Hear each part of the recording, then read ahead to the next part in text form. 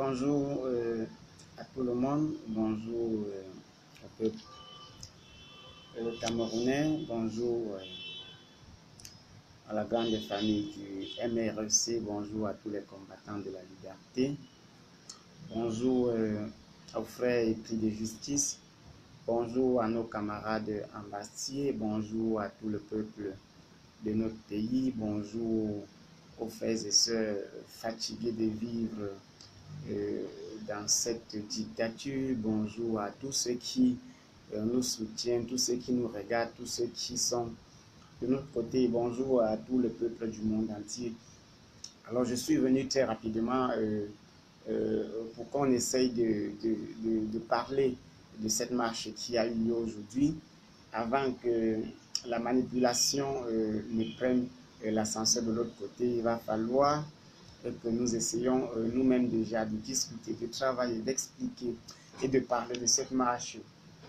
Déjà depuis cette marche était communiquée hier sur les plateaux d'Equinox Télévision, j'ai bel et bien insisté dessus et dans la ville de Douala nous avions eu à mettre sur pied plusieurs points de rassemblement qui d'ailleurs ont été respectés. Au niveau du carrefour de Koti, plusieurs de nos militants ont été arrêtés avant même que la marche ne commence et moi j'étais du côté de la poste de Nebel, donc au niveau du marché central où je devais être accompagné du président du Modena, Bruno Defort, Mayer Foning, Mouele et monsieur Eric Ewane. Nous sommes retrouvés là, nous étions plusieurs, nous avons lancé la marche au niveau du marché central et devant le camp de gendarmerie de Mbopi, donc en face de la pénétrance du marché Congo secteur de Tissu. La police nous a encerclés par derrière, par devant et du côté du marché Congo et nous ont obligés à avoir pour seul point d'échappement que le camp de gendarmerie de Mbopi. Et c'est comme ça qu'ils nous ont embarqués, du moins ceux qui pouvaient, parce que les Benskina nous suivaient déjà, une bonne partie de la population était déjà devant nous, ce qui fait que tout était confondu. Et nous qui avions alors les drapeaux du Cameroun en main, on était les plus remarqués parce qu'on savait que ces drapeaux représentaient la marche. Donc c'est comme ça que nous avons été arrêtés. Il y avait 4 cars de police. Mike a été amené dans un car, Bruno de fois a été amené dans un autre car. C'est un camarade dans d'autres. Et moi, ils m'ont amené jusqu'au niveau de l'église. Quelqu'un a dit, n'amenons pas celui-ci, laissons-le. Et c'est comme ça qu'ils m'ont relâché. Je suis rentré sur les lieux. Les gaz lacrymogènes, il a fallu qu'on trouve de l'eau et d'autres produits déjà pour échapper aux toxines des gaz lacrymogènes. Le marché Congo était ébloui. Et quand je suis parti du marché Congo, je me suis déporté directement avec un Benskin du côté de Ndokotu. Il fallait rejoindre les camarades pour accompagner la marche qui était de ce côté-là. Et partant du marché central, parce que je suis passé par kilomètre 5, tous les camions de gendarmerie et de police qui étaient du côté de Mbopi pour saisir les marches, qui étaient du côté de Ndokotu pour saisir les marches, ont été directement rappelés au marché Congo parce qu'on leur aurait dit qu'il y a un foyer qui est actuellement ouvert au marché Congo. Et je sais qu'au carrefour de Koti, tout était encerclé. Je n'ai pas trouvé les camarades, j'ai appelé certains, ils m'ont dit que bon, ils ont marché. J'ai d'ailleurs vu une vidéo, des vidéos sur Facebook parlant de ceux de Ndokoti et plusieurs ont été embâtis. Je suis descendu au rond-point Dakar parce qu'il y avait ceux qui devraient sortir par le rond-point Dakar. Et à rond-point Dakar également, la police était déjà en train de bouger. Donc, je suis remonté parce que mon bureau n'est pas loin du marché Congo. Je suis remonté au marché Congo pour voir Bruno afin de prendre les vidéos parce que c'est lui qui prenait les vidéos. Il m'a dit qu'il devait me dans une heure parce que la police a arraché l'appareil et il a pu récupérer de justesse. Et en la récupérant, il y a eu un problème de l'écran. Il y a eu fissure de l'écran dont la partie ne marche pas. Il est question de récupérer la carte mémoire de l'appareil afin d'extraire les vidéos et de publier ça. C'est pour ce qui est de Douala. Les informations donc, que nous avons jusqu'à présent, c'est que nous avons plus d'une dizaine de nos camarades du côté de Douala arrêtés, dont je peux citer Mayer et Waner, Bruno Defort et les autres. Ceux qu'on a arrêtés devant moi, ceux du côté de Ndokoti, je ne connais pas, ceux du côté de Dakar, je ne connais pas. Et ce qui est de Yaoundé, on vient de me signaler là que le président Mohamedou Mokhtar est aussi arrêté avec les responsables jeunes MRS et Région du Sud qui sont arrêtés actuellement et détenus au secrétariat d'État à la Défense. Plusieurs autres dizaines, voire même une centaine de manifestants également ont été arrêtés au niveau de la police centrale par des camions de gendarmerie. Et ils sont actuellement transformés sûrement la gendarmerie nationale du côté du lac à Yaoundé ou vers une autre direction que nous ne connaissons pas. Pour ce qui est de Borsam, je n'ai pas encore reçu toutes les informations, mais le peu qui me parvient, c'est que le siège régional a été encerclé, la maison le domicile ou le bureau du régional de l'Ouest était encerclé et tous les coins de la ville étaient minés pour empêcher les manifestants de sortir.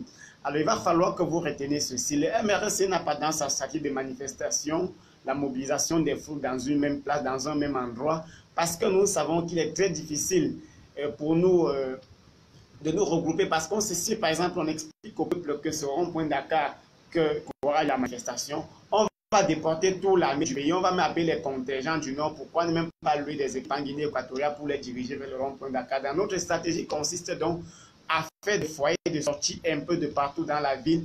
Et c'est d'ailleurs pour ça que la manifestation la plus surprise de Douala, c'est celle que conduisait M. Benoît Defort et que j'étais dans son équipe, donc celle qui est sortie par le marché central, parce que nous sommes quand même partis du marché central jusqu'au camp de gendarmerie de Bopi avant de rencontrer le tout premier policier, alors que ceux de Nokoti ont fait face à la police qui était sur place, ceux de Bonabéry ont fait face à la police qui était sur place, ceux de Bepara ont fait face à la police qui était sur place, ceux du Point Dakar ont fait face à la police qui était sur place, et nous au marché central, donc puisque ce foyer de sortie n'était pas annoncé, du moins de façon officielle dans les réseaux sociaux, ils ont donc été très surpris de constater qu'il y avait des marchés. Alors c'est un policier, un officier de police qui était tenu au niveau du camp Berthaud, qui a donc alerté au commissariat et alerté d'autres contingents de police qui avaient les marcheurs. Et nous avions, dans notre démarche, comme vous le savez, entamé l'hymne national. Et quand le premier policier, juste un officier de deuxième grade, nous lui avons signifié le pourquoi nous marchait et nous lui avons également dit que nous n'étions pas là pour faire du bison, mais que nous devons partir du marché central pour la douche municipale de Douala et arrêter notre marche. Il s'agit de l'expression d'une opinion parce qu'on ne peut pas nous obliger à penser qu'un Paul Biya a gagné les élections au Cameroun en 2018. Même si on nous oblige à le dire, on ne peut pas nous obliger à penser. Et la liberté de penser est une liberté, est un droit fondamental. On est libre de penser ce qu'on veut. On ne peut pas nous conditionner sur ce que nous devons penser, sur ce que nous devons faire. Donc, je profite ici alors pour dire à tous ceux qui nous soutiennent, tous ceux qui nous suivent et tous ceux qui nous regardent, parce que certains diront que je suis à la maison. Taisez-vous, je ne suis pas à la maison. Des sales connards, vous voyez ces tissus-là, c'est le marché Congo où on vend les tissus. Alors, comprenez tout simplement que le MRC a sa démarche, c'est une démarche pacifique, c'est une démarche non violente. C'est ceux qui sont en face qui nous opposent à la violence et nous poussent parfois à avoir même une petite violence verbale. Sinon, dans notre démarche, nous avons pris les règles, les voies de la justice. Et vous voyez comment les choses sont en train d'évoluer. Actuellement, nous demandons de manifester tel que prévoit notre constitution. Et revenant sur le débat d'hier, pour ceux qui ont regardé pour un petit recadrage, il faut comprendre que la Commission africaine des droits de l'homme devant la Cour africaine des droits de l'homme joue un rôle de juge instructeur qui peut recevoir un dossier, analyser et envoyer à la Cour africaine des droits de l'homme qui doit rendre un jugement et non prendre une résolution.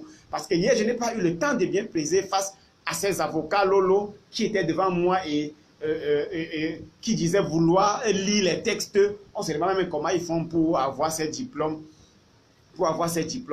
Donc, la Commission africaine des droits de l'homme reçoit le dossier parce que le Cameroun a ratifié les textes de la Cour africaine des droits de l'homme et avait refusé de ratifier la partie qui donnait droit à un individu à lui seul devenu porter plainte de saisir cette Cour de justice. Donc le fait que le Cameroun n'a pas ratifié ces clauses qui donnaient le droit à un individu, comme le président Maurice Kamto, d'aller saisir cette Cour de justice, alors nous avons, puisque le MRC, s'il faut dire, est un foyer de droit, on est donc passé par la Commission africaine des droits de l'homme qui a jugé d'abord a priori notre requête recevable parce qu'ils disent qu'a priori les élections ont connu beaucoup d'irrégularités et que puisque la recette est recevable, on nous a demandé d'aller apporter les preuves. Dans les preuves, nous les avons, vous connaissez au MRC, nous avons ces preuves-là. Tenez-vous tranquille, les preuves vont arriver, et quand nous allons déposer les preuves là-bas, on va étudier ces preuves et renvoyer à l'État du Cameroun de prouver également l'élection de Biya. Comme ils disent, parce que beaucoup de gens m'ont dit que je dis Biya au lieu de dire M. Paul Biya. il faut savoir que je suis un Bantou. Et chez les Bantous, il n'y a pas de Bia, il n'y a pas de Basogo, il n'y a pas de Bapé, il y a Mbappé, il y a Mbia, il y a Mbazogo. C'est ça le Bantou. Donc quand je dis Monsieur Mbia, c'est parce que je suis un Bantou, je ne suis pas un Français. Donc nous avons les preuves de notre côté. Ce qu'il faut alors retenir pour revenir à la marche, c'est que la marche d'aujourd'hui est historique. Parce que depuis 1992, à part les émeutes de 2008 qui étaient instantanées et relevaient d'une colère populaire suite à l'augmentation du prix du carburant et d'un ensemble de prix des denrées alimentaires qui étaient également liés à la grève des taximans qui revendiquaient. Le Cameroun, que ce soit les élections de 97, de 2004, de 2011, nous n'avons jamais eu la possibilité dans ce pays de contester ni de marcher. Donc ce que le MRC fait est inédit et contribue à la construction de l'histoire de notre pays et à la révolution qui doit s'en prendre. Parce qu'il y a un terme que le président Maurice Kamto utilise et que beaucoup de personnes semblent ne comprendre, c'est le non au transfert de pouvoir de gré à gré. Le terme gré à gré, il faut comprendre qu'il y a une logique qui se joue du côté de Yaoundé. C'est que les gens ont envie de trouver un successeur avant de partir. Et le président Maurice Kamto meurt comme ça pour ces termes de transfert de pouvoir de gré à gré. Donc nous devons comprendre que le club des kleptomanes qui nous dirigent et qui ont pillé l'argent de la CAN, la Camerco, une entreprise qui est une sorte de voiture en panne, au lieu de trouver un mécanicien, on ne fait que changer de chauffeur. Les hontes comme ça qu'on fait essuyer sur la population du Cameroun, ces kleptomanes ont envie de transmettre le pouvoir à quelqu'un d'autre avant de partir pour conserver leurs avoirs, pour conserver les fonds détournés, pour conserver le pouvoir. Et nous, au MRC, on dit non.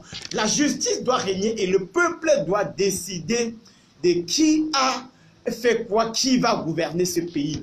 Pour revenir à la marche, parce que certains diront, non, la marche n'a pas eu lieu, il n'y avait pas beaucoup de personnes, il n'y avait pas. Le plus important n'est pas d'avoir la foule derrière nous. Il ne s'agit pas seulement du populisme, il s'agit d'exprimer une opinion. Il s'agit d'exprimer une opinion. L'ensemble des Camerounais, vous le savez, vous et moi, que les élections de 2018 ont connu des irrégularités.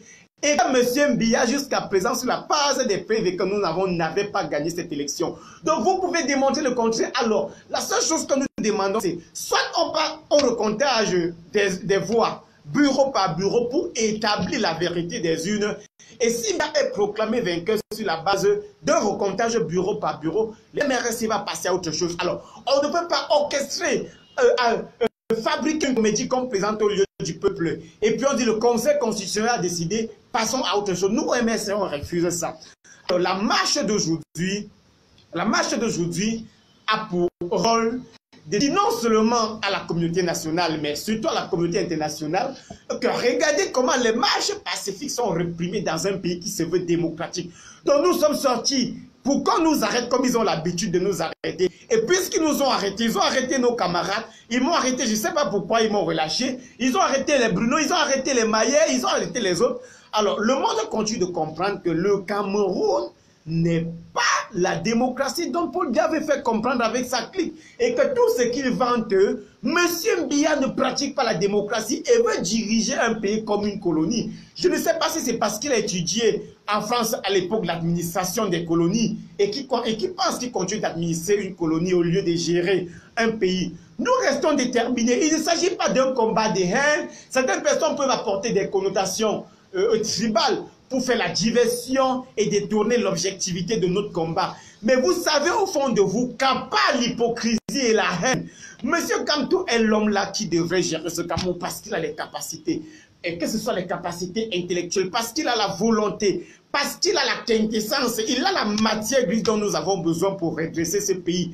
Parce qu'il faut se dire qu'après avoir passé toutes ces années dans l'injustice, dans la destruction de la culture, dans la dépravation des mœurs, dans la culture de la corruption, dans l'enseignement de la médiocrité, de la part et de la filouterie, il faut un homme carré, il faut un homme rigoureux, un homme juste, un homme pragmatique pour redresser le Cameroun. Sinon, il ne sera pas facile d'accompagner ce bateau. Donc, au MRC, nous continuons de faire confiance. Certaines personnes avaient cru que l'élection était terminée depuis octobre 2018, mais tenez-vous bon, l'élection n'a même pas encore commencé, même si on passe au municipal. D'ailleurs, vous voyez les régionaux dont ils ont voulu organiser ici en un temps. Le fait que nous avons décrié a fait que ces élections sont en train d'être déjà oubliées. Il devient très difficile alors pour eux de passer comme ils ont voulu passer en 2018 et qu'ils ont eu malheur de rencontrer le MRSC sur son chemin, surtout le président Maurice Kamto avec la coalition gagnante. Et au lieu alors de dire, ok, vous avez gagné, rendez la justice, prouvez que vous avez gagné, ils ont dit irrecevable, irrecevable, irrecevable. Et c'est comme ça qu'ils ont remis M. Mbiya au pouvoir. Et vous constatez que M. Mbiya étant au pouvoir ne peut plus continuer d'exercer librement parce qu'il n'a plus toutes ses capacités. Il a longtemps travaillé au sein de notre administration, au sein de notre gouvernement. Il est fatigué. C'est pour ça qu'il passe déjà par le principe de la délégation des signatures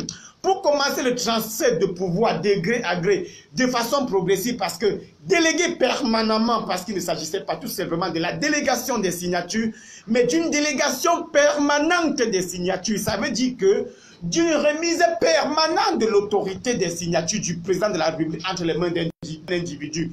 En conclusion, on peut comprendre que c'est cette personne qui a reçu la délégation permanente des signatures qui est celle, autant pour moi, qui gère le pays actuellement. Donc ce que nous devons retenir, c'est qu'il ne s'agit pas d'une marche qui va mobiliser 1 milliard de personnes. Le peuple camerounais vit sur hypnose. Nous sommes un peuple inoptisé. On a été injecté par le virus de la peur. Nous avons été destitués mentalement et moralement, ce qui fait que plusieurs personnes ont l'envie que ça change, plusieurs personnes ont la ferme conviction. C'est pour ça qu'ils partent exprimer dans les urnes. Et une fois que ces urnes sont volées, ils ont des difficultés parce qu'ils ont peur d'être massacrés, parce qu'ils ont peur d'être emprisonnés, parce qu'ils ont peur d'être rejetés par leurs collègues, par leur famille, par leur entourage, parce qu'ils ont peur d'être arrêtés, parce qu'ils ont peur d'être tirés dessus, parce qu'ils ont peur de ne plus jamais obtenir un visa, parce qu'ils ont peur de ne plus jamais obtenir entrer dans le gouvernement, parce qu'ils ont peur de ne plus jamais réussir à leur concours, parce qu'ils ont peur de voir les enfants être renvoyés du lycée, parce qu'ils ont peur, et cette peur, la Satan l'entretient justement pour maintenir son pouvoir. C'est pour ça que ceux qui prennent le courage de se mettre au-devant, nous devons les respecter. Il ne s'agit pas de voir des milliards de Camerounais dans la rue pour savoir que les choses vont mal et qu'ils ont besoin du changement. Alors le plus important à retenir aujourd'hui, c'est que nous avons bravé la peur. Nous avons bravé la peur. Nous avons compris que si les lois ne respectent pas le peuple doit devenir un hors-la-loi. Et tous ceux qui vous parlent de la légalité, comme ces messieurs qui ont voulu me rappeler sur les plateaux de Kinos, il faut comprendre que jusqu'en 1990, en Afrique du Sud, la patate était autorisée par la loi. Donc un noir devait être envoyé en prison s'il tentait de s'asseoir dans un même bus qu'un blanc ou d'entrer dans le restaurant des blancs. C'était la loi, c'est ce qu'on appelle la légalité. Mais les Sud-Africains, nos frères bantous sud-africains se sont battus pour renverser la vapeur afin de restaurer une société où le droit de l'homme, surtout le minimum, devait être respecté. Et c'est ce que nous nous battons aujourd'hui pour faire. Donc il ne s'agit pas seulement de dire il ne tient pas nombreux, il ne tient pas. Non, le plus important pour le MRSC est d'amener les Camerounais à braver la peur, parce que les arrestations, les tirs, les emprisonnements sont pour eux un outil dissuasif. Et nous devons leur rappeler que la dissuasion pour nous ne viendra plus de la prison, ne viendra plus des arrestations, parce que nous avons plus mal que la prison. Nous avons des situations qui nous font plus mal que la prison, des situations qui nous font plus mal que les arrestations, des situations qui nous font plus mal qu'un licenciement. Je suis parti de Yaoundé avant-hier pour Douala, j'ai vu en route environ 12 accidents de route, parce que nous n'avons pas de route Yaoundé-Douala. Nous avons cette piste-là Kaïdjo avait creusé à l'époque et que le régime Biya n'a pas été capable d'élargir. Alors ces personnes qui sont mortes sur les axes lourds sont mocados. Ils sont mocados alors qu'ils auraient dû sortir pour revendiquer le changement, pour revendiquer plus de justice, pour demander les routes. Parce qu'on vend le pétrole, on vend l'or, on vend le bois, on vend les minéraux et on prend l'impôt. Donc cet argent devait permettre pour le développement. Il ne s'agit pas d'une haine contre les autorités, d'une haine contre une tribu, d'une haine contre les militants du RDPC. Parce que lorsqu'il y a difficulté, nous en souffrons tous. Lorsqu'il y a des douleurs, nous en souffrons tous. J'ai toujours l'habitude de vouloir dire aux gens, moi personnellement, je n'ai pas faim. Non, j'ai le minimum pour vivre ma vie. Je ne manque pas de quoi manger. Alors, est-ce que c'est toute ma famille qui vit? Non.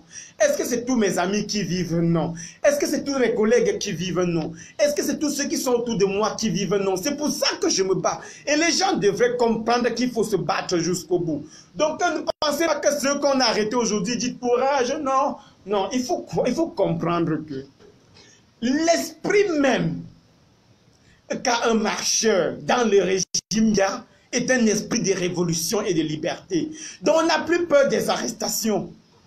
Parce qu'avant que vous ne sortez, les gens vous avertissent qu'ils vont tirer sur vous. On a vu celui qu'on appelle Momo Jean de Dieu, mais il a dit qu'on va tirer sur vous. Il a dit même qu'il a fabriqué les cercueils pour nous qu'on va tuer. Il a dit qu'il a fabriqué les cercueils. Donc nous devons mettre en tête qu'il s'agit d'une démarche révolutionnaire qui ne doit pas se régler en un mois, en 2 mois. Les élections sont passées en octobre 2018. Les gens pensaient que les élections étaient terminées, mais nous venons de leur faire comprendre que les élections sont encore en cours et que la vérité des urnes va surgir. Cette vérité-là va surgir.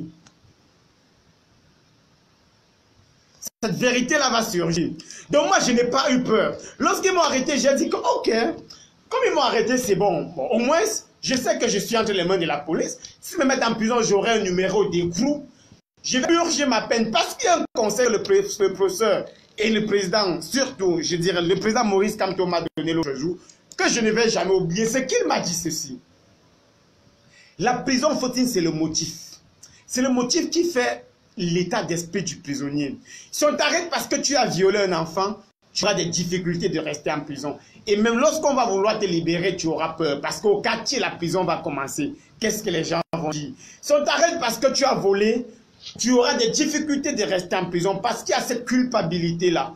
Mais si on t'arrête parce que tu revendiques un droit, si on t'arrête parce que tu revendiques une justice, si on t'arrête parce que tu revendiques une vérité, mais tu purges ta peine et même si tu mets en prison, tu meurs librement. Parce qu'un homme constitué, c'est celui-là qui lutte pour ses idées. Un homme constitué, c'est celui-là qui vit pour marquer l'histoire et non de suivre ce qui détruisent l'humanité d'un peuple pour des intérêts subjectifs. Juste parce qu'il veut avoir des comptes bancaires, juste parce qu'il veut avoir des grosses voitures, juste parce qu'il veut marcher avec 30 maîtresses, juste parce qu'il veut bâtir des villas. Alors les gens n'ont pas les mêmes orientations de vie, les gens n'ont pas les mêmes façons de percevoir la société. Il y a ceux qui pensent qu'il faut se battre. Il y a ceux qui pensent qu'il faut donner. Il y a ceux qui pensent qu'il faut travailler. Il y a ceux qui pensent qu'il faut lutter. Et si nous sommes libres aujourd'hui, parce que les gens ont lutté avant nous hier, c'est parce que Ernest Ouandji s'est vu tirer une balle dans sa tête en plein 11 à Bossam. C'est parce que Ouniobé s'est vu sacrifié par la satrape. C'est parce que beaucoup de personnes... Et si ces personnes ne s'engageaient pas, on ne serait pas là aujourd'hui. On serait encore dans un enclos colonial. On serait encore dans la plantation coloniale. Nos ancêtres se sont fait massacrer pour construire le machin qu'on appelle chemin de fer. Nous n'avons pas de faire un plus. Alors que nos ancêtres se sont battus. Ils ont donné le meilleur d'eux-mêmes. Ils ont donné le meilleur d'eux pour que ce pays existe. Alors nous ne pouvons pas abandonner comme ça entre les mains d'un groupe d'individus. Parce qu'ils disent qu'ils ont la loi de leur côté. Parce qu'ils disent qu'ils gouvernent. Parce qu'ils disent qu'ils ont la force. On ne peut pas les abandonner la nation. Donc chaque personne devrait poser la question, quel est le rôle que je dois jouer aujourd'hui dans le cadre de la transformation de notre pays? Et pour ça, vous devez vous engager dans des combats. Que ce soit le combat politique, que ce soit le combat économique, que ce soit le combat culturel, que ce soit le combat historique. Parce que notre pays en a besoin. Notre pays souffre. Notre pays a des difficultés. Les gens ont tout bradé, les gens ont tout abandonné, les gens ont tout détruit. Regardez les prostituées en route, regardez la crise anglophone, regardez Boko Haram qu'on ne parvient pas à finir, regardez nos parents qui souffrent, regardez les enfants qui meurent parce qu'ils partent chercher de l'eau, regardez les accidents de route. Ce sont les mots dont nous aurons dû régler si on avait remis le pays entre les mains de Ouniobé quand il demandait. Si Ernest Ouandji avait pris les rênes du pouvoir, mais une satrape a décidé de s'accaparer de la révolution que nos ancêtres ont menée. Aujourd'hui, nous pensons qu'il faut restaurer les faits. Il faut restituer les faits, laisser la vérité gouverner notre pays. Il faut laisser la vérité gouverner notre pays. Donc ce que nous pouvons retenir de cette marche, c'est que nous avons bravé la peur.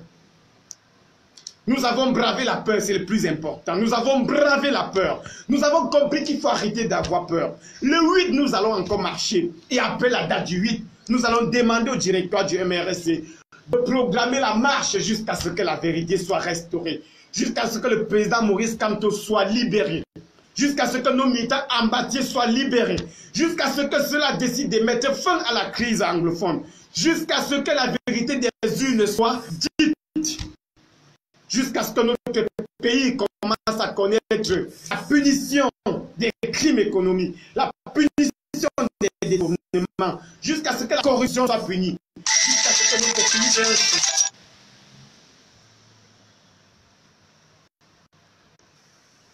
jusqu'à ce que notre pays ait un sens.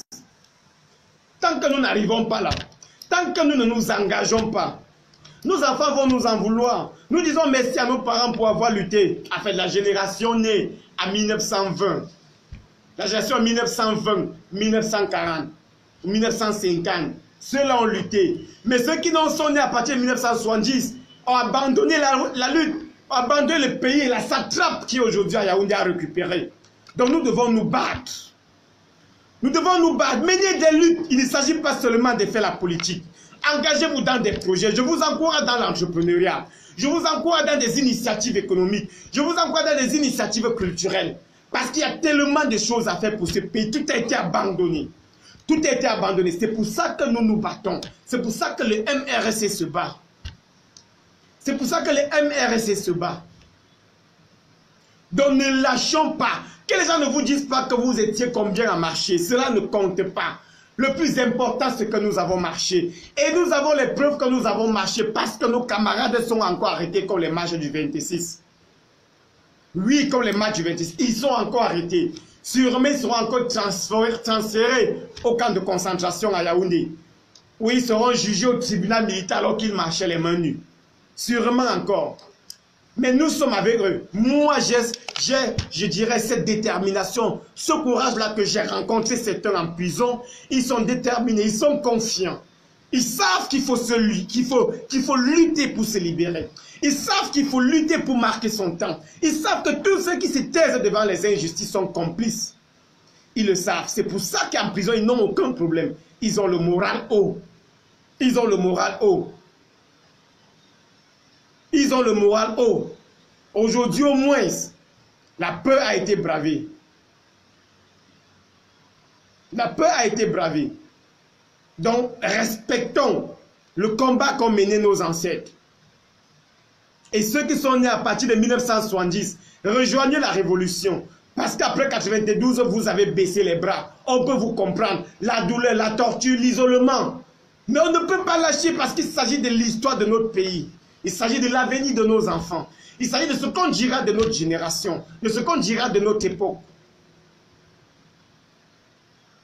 Alors, chers frères et sœurs, ce que nous pouvons retenir de la marche d'aujourd'hui, c'est que la peur a déjà été bravée. C'est le plus important. La peur a été bravée. Rendez-vous la semaine prochaine pour la suite de la marche.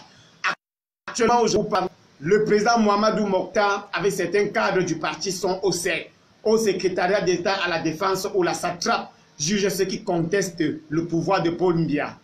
Donc le pouvoir de M. Biya, là où on conteste, on t'envoie au CED. Ils sont déjà là-bas. Certains de nos camarades sont soit au GESO, soit au GMI. D'ici le soir, nous allons faire le recoupage et vous communiquer. S'ils sont envoyés en prison, comme ceux du 26 janvier, rassurez-vous, nous n'allons pas baisser les bras, quitte à ce qu'ils envoient en prison tous les militants du MRSC.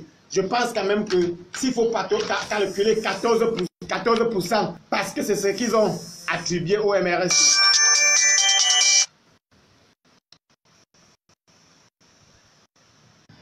Je pense que si 14% des Camerounais tentent un jour de se mettre dehors, 14%, ça fera environ 2 millions de Camerounais, environ 3 millions de Camerounais. Donc s'ils ont la prison pour 14% des Camerounais, donc 3 millions de Camerounais qui nous attendent, jusqu'à ce que la vérité soit restituée, que nos combattants soient libérés, nous allons combattre, nous allons lutter, nous allons militer. Je vous salue. Force à vous, courage à vous. Je vais m'y rendre vers le groupement mobile d'intervention où M. Bruno Defo, Maïef Foni et les autres ont été amenés et je vais voir ce qu'il y a lieu de faire. Que personne n'essaie de vous dire que vous n'étiez pas nombreux. Le plus important, c'est de braver la peur. Parce que réveiller d'un peuple, réveiller un peuple sur hypnose, sortir un peuple du coma, c'est la chose la plus difficile. Et M. Maurice Kamto est celui-là qui a donné ce courage-là, qui a permis que les Camerounais commencent à comprendre le sens de l'engagement, de la revendication et de la réclamation de leurs droits. Il faut respecter cela parce que c'était mort. On était habitués à tuer les gens et ne pas parler, à orchestrer des assassinats, à voler les élections, à tromper le peuple sur les cas d'accident, à frauder, à pratiquer la corruption sans que cela ne soit dénoncé. Parce que tout le monde disait, j'ai mon ami qui est commandant, mon oncle est procureur, mon cousin est commandant, mon cousin est colonel, mon neveu est juge. ce discours aujourd'hui a déjà été renversé. Hier, sur le plateau de télévision, vous avez vu comment ils commencent eux-mêmes à payer à l'apaisement. C'est un début de solution. Parce qu'ils pensent que nous luttons parce qu'il faut pour seulement arriver au pouvoir. Non, nous luttons pour que notre pays se transforme, pour que notre pays retrouve ses lettres de noblesse. Alors nous devons comprendre cela. Il ne s'agit pas d'une histoire de Maurice Kamto seulement ou du MRC, mais d'une histoire de la nation. Parce que lorsqu'il y a accident de route, RDPC, MRC, SDF, UPC, tout le monde en paye le prix. Lorsqu'il y a coupure d'électricité, tout le monde en paye le prix. Lorsqu'il y a corruption, tout le monde en paye le prix. Lorsqu'il n'y a pas d'eau potable pour la population, tout le monde en paye le prix. Et parce que tout le monde en paye le prix, nous devons nous battre. Nous devons nous battre. Nous devons nous battre. Nous devons nous donner le meilleur de nous-mêmes pour que cela change. Bon, ça me dit à vous, je vais aller vérifier mes camarades. Peut-être là-bas, ils vont aussi m'arrêter, ou du moins continuer de m'arrêter. Je vais les regarder, je conduis le recoupage des informations. Et avec le temps, vous avez là-bas le mur de Darling Gevo. Lui, c'est celui qui a beaucoup plus de temps pour vous donner des informations sur la suite.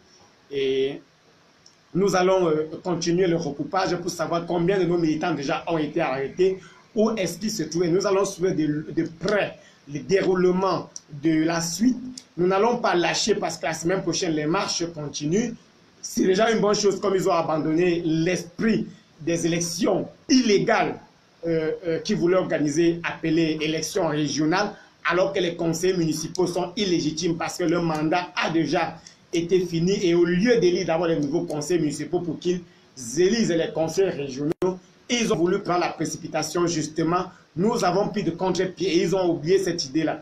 Nous espérons qu'ils vont pouvoir avoir le courage d'organiser les législatives et des municipales et qu'ils vont aussi aller à la Cour africaine des droits de l'homme, présenter les preuves de la réélection de M.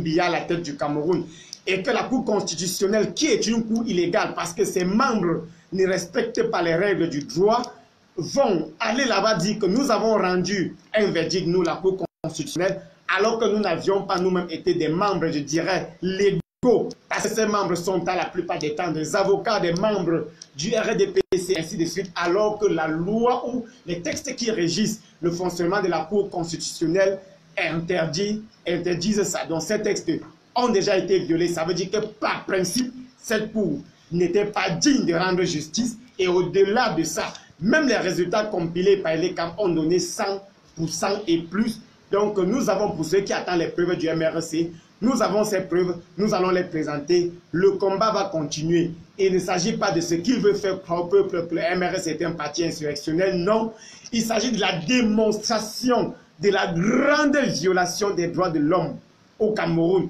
de la grande violation du peuple au Cameroun, de la filouterie électorale qu'on a toujours l'habitude d'organiser. Ce sont ces preuves-là que nous voulons apporter aux yeux de la communauté nationale et internationale et faire comprendre à ceux qui nous regardent de près ou de loin que le MRC est venu restaurer une certaine vérité. Et vous savez où M. Maurice Kamto est actuellement. Il est là où il devait être. Dans un pays, je dirais, juste la place est juste en prison. Je vous remercie. On se retrouve tout à l'heure pour la suite.